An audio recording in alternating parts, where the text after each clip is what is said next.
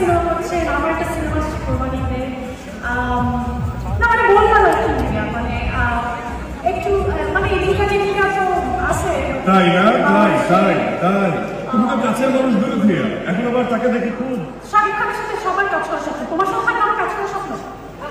ঠিক আছে, তাহলে রিকোয়েস্ট করো, শুধু একটা রিকোয়েস্ট করো। হ্যাঁ ভাইয়া প্লিজ আপনার নেক্সট ছবিতে কি মানে আমি একটা অডিশন দিতে পারি?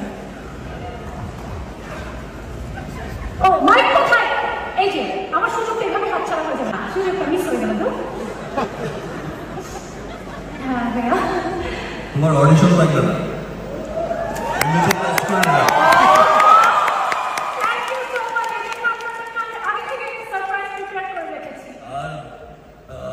আগামী বছর ঈদে তোমার সিনেমা রিলিজ হচ্ছে তাই তো? বাট এই বছর ঈদে আমার তাণ্ডব সিনেমা রিলিজ হচ্ছে।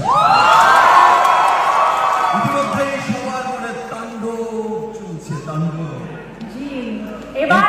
ইনশাআল্লাহ দেশের বাইরে থেকে যে তাণ্ডবের ধারা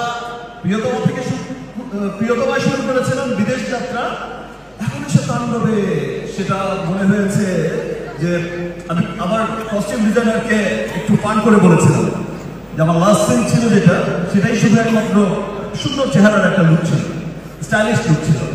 তো একটু ফান করে বলেছিলাম, শোনো এমন একটা ড্রেস আমাকে পরাতে হবে যে ড্রেসটা দেখে আর যে লাস্ট লুকটা দেখে, ধরো দেশে তো দু চারটা এমনিতেই পরে, ওভারসিজে যারা দু চারটা পরে যায়